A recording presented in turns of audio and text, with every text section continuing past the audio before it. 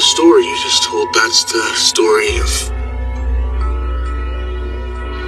how I was conceived.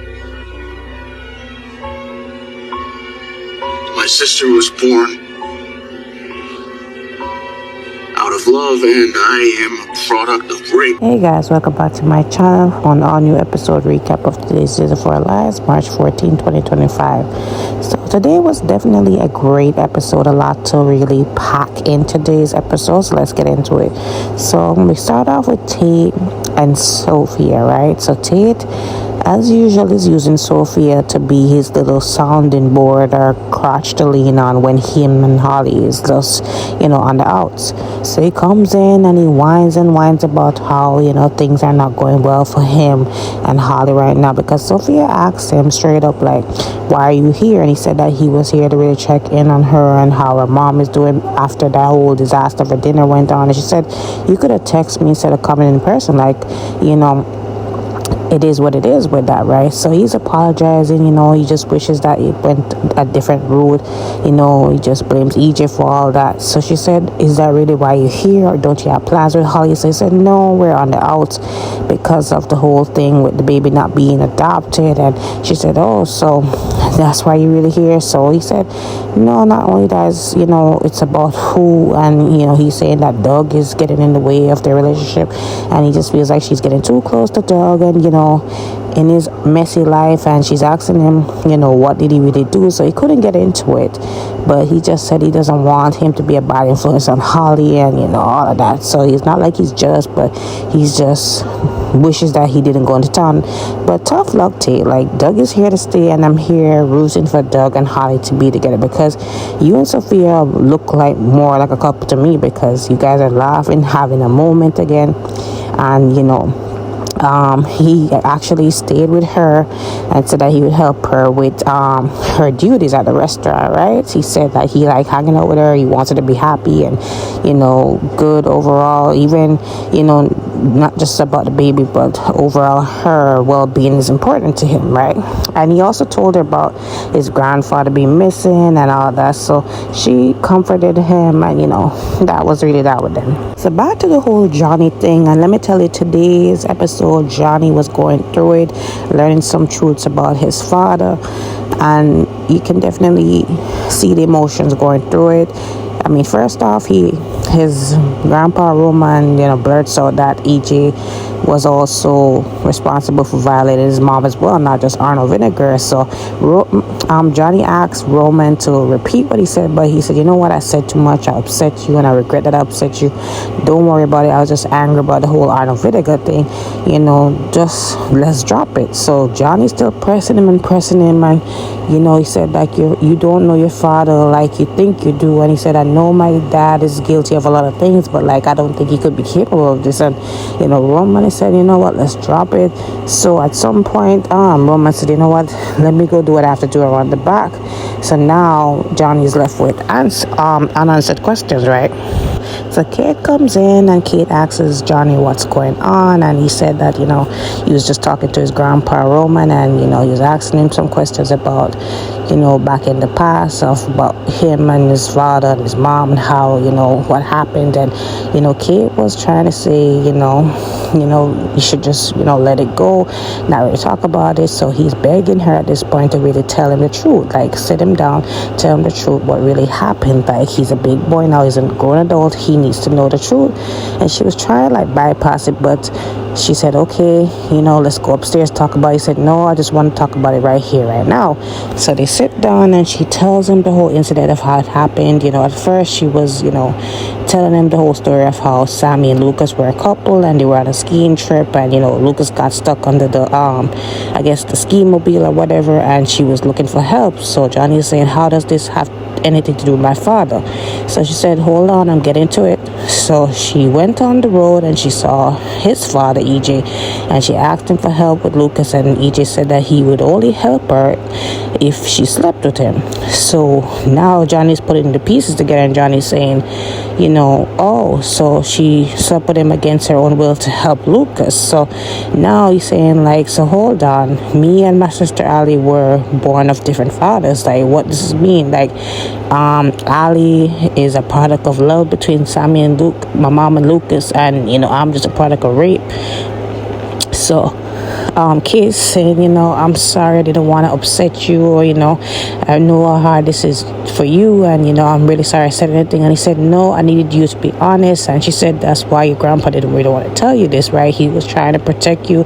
We made a pact not to tell you guys this, right? We were just trying to protect you guys.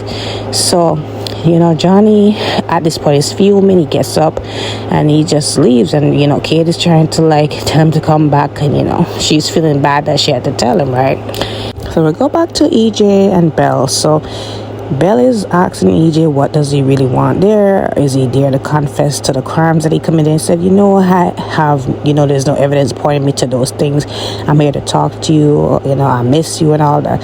So she said, I don't miss you, I mean, I am the DA, and I'm going to make sure that you pay for all the crimes you did and all that, blah, blah, blah. She's saying you're a criminal, just saying all kind of words towards him, as he always knows. And he said, you can throw the book at me, you can lock me up in the middle of the square. At the end of the day, you want me and I want you. So she, again, submits to his charm, and they go to bed after she promised Paulina that she would not do that, right? So then they did the deed, and then she's like, what just happened? I'm so ashamed of myself, blah, blah, blah. And I'm saying, Belle, just get over it. You want EJ, and you have this attraction towards him. Stop trying to say, boy, this shouldn't have happened. Whatever it is what it is. You like him, bad guy and all. It is what it is, right?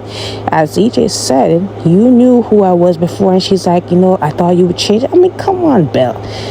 This guy is never gonna change. He is who he is. So anyway, she says to him that, did you just come over here to make sure that I do not prosecute you? And he's saying, no, I came over to see you. And she said, you're a liar. And she threw him out of her bed, and she says, you need to leave now, right? So at this point, she calls Paulina and said that, given our previous conversation, you're right. I think I need to be recused from the case. And I agree, because at the end of the day, she cannot separate her personal from professional. She's still not over EJ. She still has this attraction to him, and that's going to cloud her judgment in terms of prosecuting him rightfully for all the crimes that he has done. Paulina comes over to the mansion to tell Chanel about her meetup with Amy Choi, and she said that it went really well. She just has one sticking point, and that's, Chanel's father-in-law, EJ. So, of course, she understands that whole thing, and she said, I swear if EJ really cost me and Johnny this baby, I'm going to be upset. So, Paulina said, don't worry about that.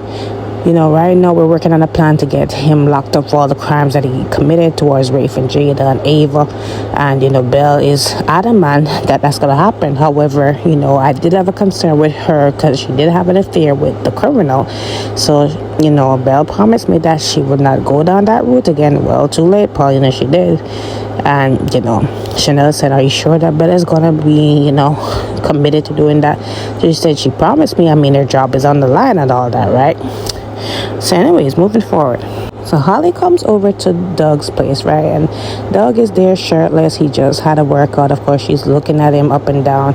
So he tells her that, he's just been working out with his grandpa's dumbbells since he can't afford a gym membership as yet. So anyways, they come in and she said, I'm here to help you with the necklace situation, and I have a good idea. Let's break into Bella and the Trap's house. And of course, Doug is against it because, again, it's illegal and he doesn't want any more troubles. He has already broke the law before, and he said, how are we gonna do that? So she said, yeah, we're gonna break it like it's a stolen item. And at the end of the day, Melinda has done far more worse than that. She was responsible for taking my baby brother away from my mom. So I don't have any empathy towards her, right? So Doug is trying to let her down easy and said, look, that's not going to work out. We're going to get in more trouble than we already are. And I don't want you to be a part of that. You already done enough paying off my debt and all that. And she said, yeah, I think I could do more and all that. So, he said, okay, let's brainstorm a legal way to do this. And, Julie left some leftovers. I can heat them up while we brainstorm. She said, it sounds good.